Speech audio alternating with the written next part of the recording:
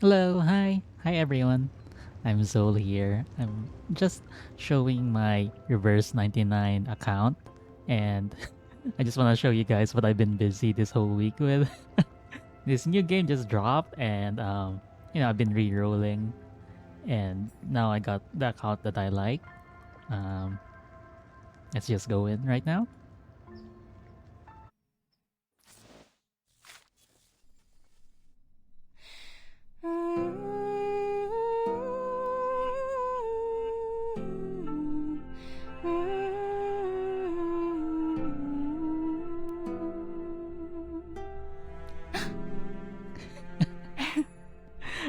Guys, I love Voyager. So I actually re-rolled for Voyager and once I got Voyager, I'd do the beginner banner until I get Regulus. And it's hard. It was hard. It was difficult. Mm-mm. Sometimes I get Eternity or Lilia, but eventually I did get a Voyager account with Regulus, and here's my account. Oh, here's my crew at the moment. So as you can see, Regulus, Voyager, and then I did pull for Sotheby because I just got DK like today. And for the longest time, I was running Regulus, Voyager, and Baby Blue here, which was nice because I had my debuffs, I had my survivability with Voyager, and my damage from Regulus. But the later I was into the game, I was like in need of a healer. Like it was It was impossible. I even leveled Lasource to like Insight 1. But I was like looking at myself. I was looking at my hands. I was like, why am I living like this? So I pulled for Sotheby. Yeah, it's better. Like I have a proper healer now, and I can see what the people's concerns with Sotheby is. Her heal is over time. Like the moment you press the heal, it doesn't go off. It goes off at the end of the turn. Wait, no, that's wrong. At the beginning of the turn. hmm But at Insight 3, she'll start healing as soon as the card activates. But now that I have Sotheby though, like I'm excited to pull for Changeling in the future. Hmm So my current team at the moment is gonna be Regulus with Voyager. And then right now my priority is leveling up Speak. DK so that I have my healer for that team. My mental team. They all do mental damage. And then team 2 is gonna be okay, team 2 is gonna be Sotheby because they do reality damage. Bicorn Bloom? I'm not good at dealing with visitors. Is it Bicorn or is It it reminds Bicorn? me of something bad. I kind of want to say Bicorn. And then this is gonna suck. Leilani Aloha! DPS. Bonjour! Ni hao! Konnichiwa! Is there more?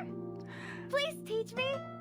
It feels it feels really bad, but it's a matter of necessity, okay? Um I want to save my pulls for the feature banners like Tooth Fairy and Changeling. And arguably I could have gotten Eagle.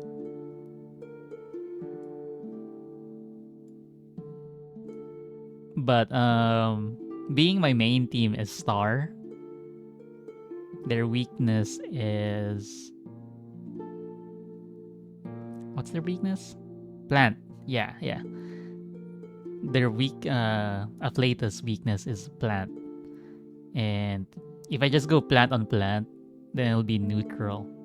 I feel like I need a beast DPS. A beast DPS to like solve that problem. Because I'm if it's neutral, I'm gonna go with Team 1 star, Team Star with Regulus and Voyager. If it's just neutral. But if it's plant, I need like a hard hitting team to like just get that stage out, Just get that stage out. And I don't have a good selection of reality damage beast units. Let's see. I did pull a tenant, but tenant's like support that does damage. And then sweetheart sucks. And then Pavia and Bunny. I did try Pavia a bit while re-rolling. But my issue is once I fought those flying manta rays, they need to be taken down single target. And a bunch of them are either beast or plant. And Pavia only does mass damage. I never really tried Bunny. But my thinking is we already invested a good number of resources on Leilani because of the quest. So what's a little more, right? And she's a 3-star, so it's very easy for her to raise her up. I think the next few banners I'm probably gonna skip. I did consider getting Melania, the thief, but she does mental damage. She doesn't do reality damage. So I opted you know what, I'll just go for Leilani. The banners I'm really interested in pulling is Changeling and Tooth Fairy. And I did say I wanted a beast DPS, and I know Changeling is plant, but if I had Bicorn Bloom in Sotheby and then Changeling, that's basically the team. I just have to swap out Leilani. And maybe I'll try my hand on the Centurion banner in the future. If I have resources. It's not a priority, but I do want a physical beast carry DPS. And I think Centurion's the only decent one that fits the bill. And then for my free light cone, I did go for his Bowden duty. Not gonna lie, I held on it for 2 days because I didn't know what to get. Because what can I get for Regulus?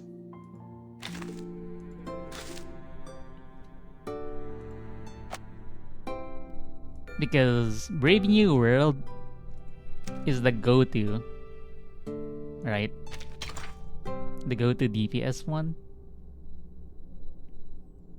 But I feel like I'm not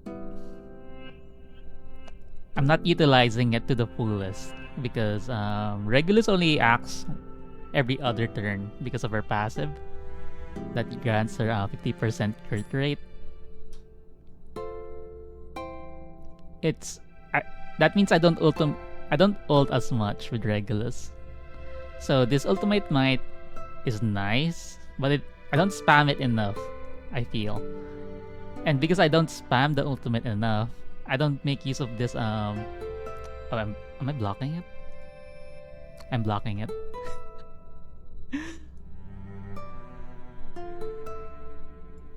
There you go. Yeah, the amplification after the caster after the carrier casts an ultimate, the next incantation might is plus 20%. Yeah, I think this kind of sucks for Regulus, right?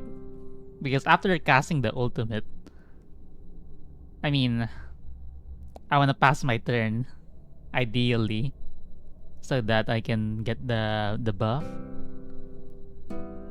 I think the problem is Regulus is too slow. I mean, I like it because I like spamming Voyager skills. I was thinking of Thunder's Applause for the critical rate, and when the carrier's one target attack scores a critical hit plus critical damage. So this will make Regulus's single target spell incantation hit harder, which is what I want. But a lot of people are saying this actually sucks for Regulus. Like, only get Thunder's Applause for Lilia. So I've been on the fence about that. And I was also considering Blasphemer of the Night. Because when the carrier attacks and the target has 2 or more negative statuses, damage dealt increased. And a lot of people agree that this is kind of broken, but the only downside is we need negative statuses. And I can't for the life of me find a list of what's a negative status. Because I know Bicorn Bloom, her debuffs are stats downs. They're not negative status. So it doesn't count. But Voyager inflicts confusion and silence. It doesn't say here, but Chorus inflicts silence. Are those negative statuses? Like, because confusion is a critical defense down, right? Critical resist down. So it makes it so that we land crits easier on the enemy. It's different from I'm Bicorn not good at Blooms. dealing with visitors. It reminds me of something bad. This is stats down, right?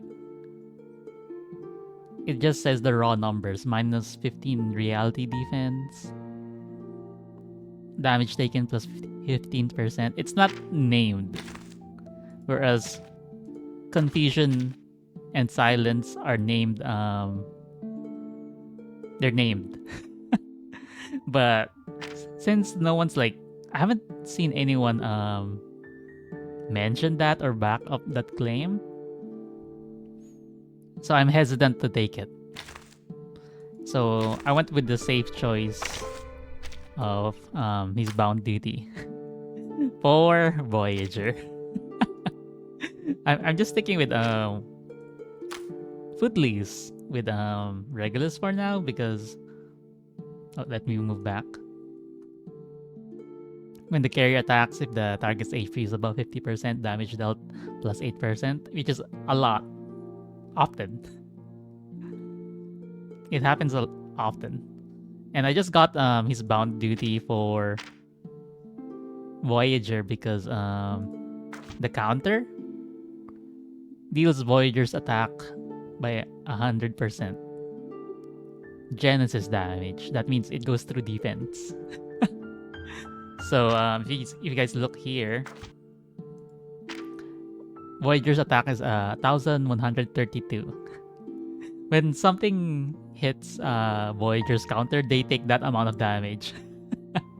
And that's why I took his bound duty, because it's the Psy Cube that has the most attack among all the DPS Psy Cubes. And I was sitting on that Psy Cube selector for a good number of days. And I was like really itching on like I just want to pick one. Let's see. For the shop though, I have 300 of these thought element, and I've heard people say like just don't buy 5 stars. It's not worth it because the 6 stars are better. But I feel like some of these are pretty nice. Like Yearning Desire.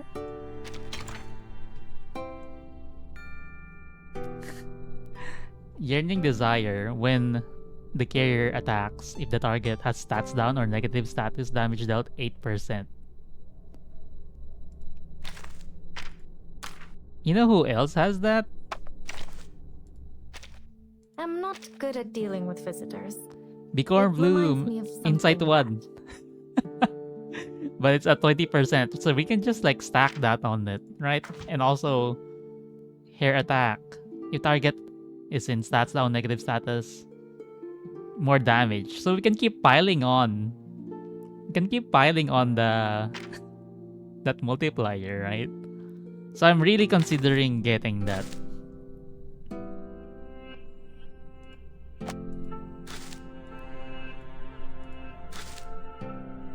And then one more thing that caught my eye is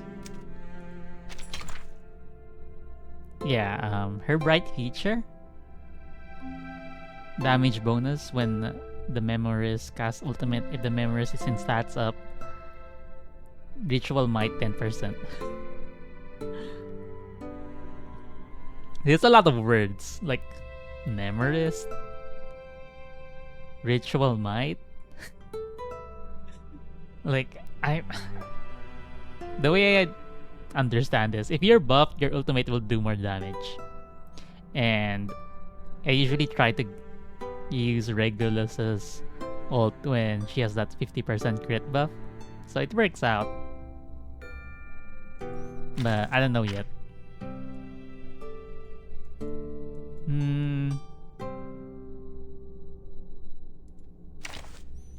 But yeah, my current focus is getting DK up and then working on Wilderness. I feel like the sooner I can get the Wilderness up and running, the maximum output, the sooner I can leave it alone and reap the benefits.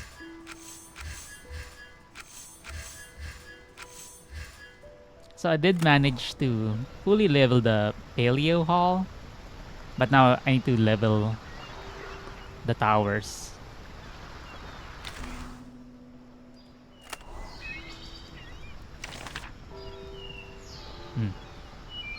And this is a little hard to get the Kern Madam.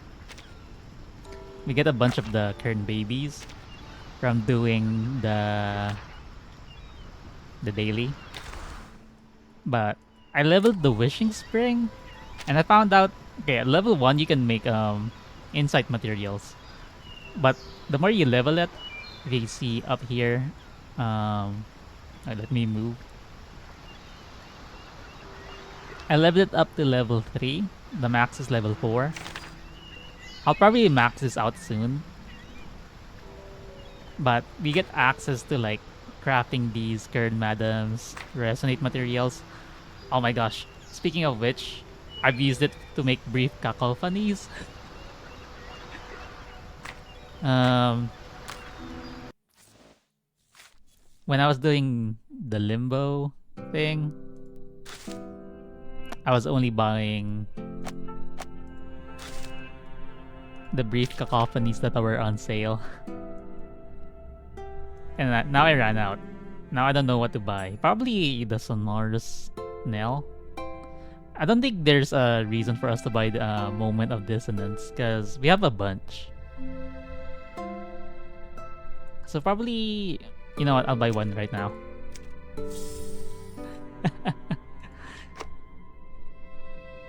And I'm gonna craft the Moment of Dissonance that I have to brief cacophonies. I think the highest dissonance level for me is not dissonance, this one is 8. I'll probably try to craft this one just to bring Regulus to 9. And then once I get Regulus to 9, I wanna bring Voyager up. I think I'm capping most of my units to Resonance 5 for now. And then after they're at 5, I'm gonna start like slowing down. So I'm gonna work on my main team. Once I bring Regulus to 9, I'm gonna work on the Voyager and then DK.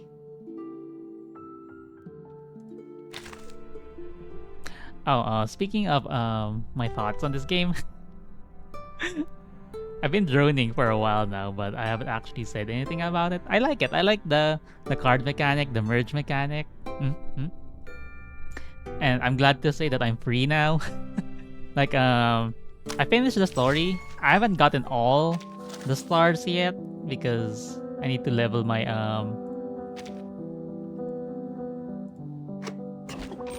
it says 331 over 30, but I haven't gotten all the stars yet, as you can see here.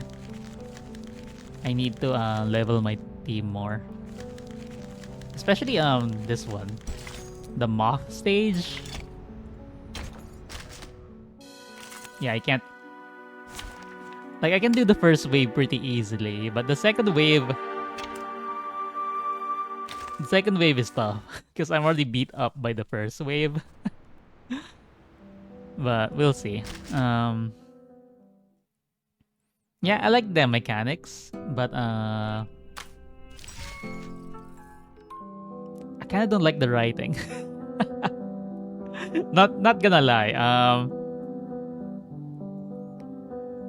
Chapter 1 and chapter 2, the writing made me angry. I feel like in my opinion, there were a lot of stuff that felt like they were just shoehorned in. Like, I feel like people just want to like insert a cool line without actually setting it up.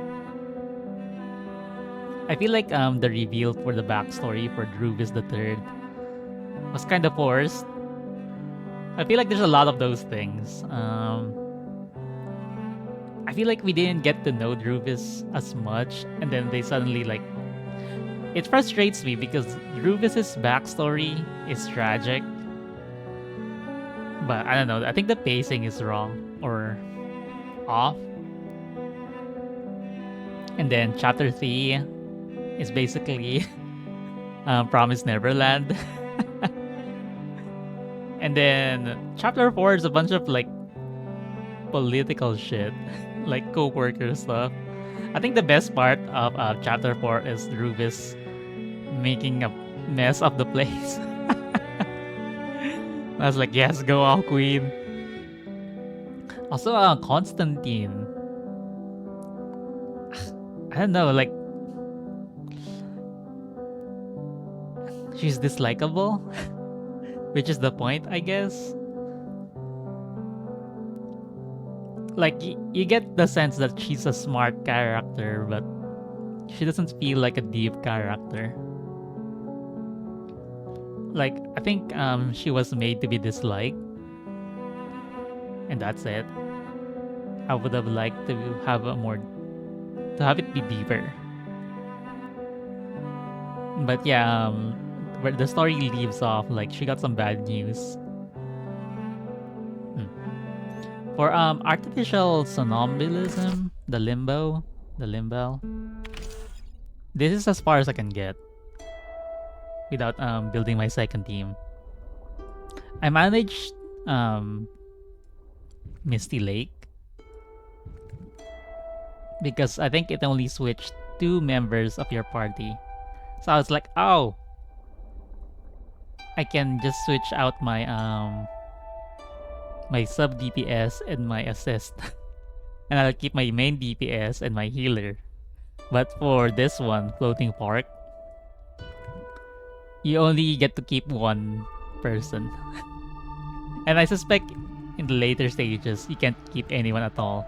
And keeping only one person from my previous main team and shifting it to my second team that's not fully built yet is tough. Like, I feel like it's pointless. I can't do it. So hopefully I'll get them up soon. But for now, this is all the rewards I'm gonna get.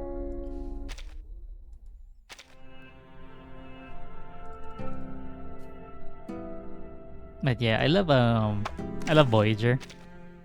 She's so serene. I like that at the bottom you see them put their signature. Like over here you can see Regulus. But if you check out Voyager, it's like a bunch of symbols.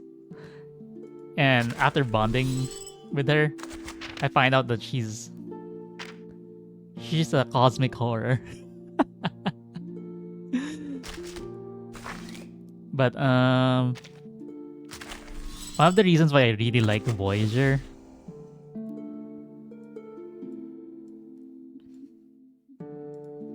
if you look at here, Bond Night. One time I just logged in at night and she started playing this.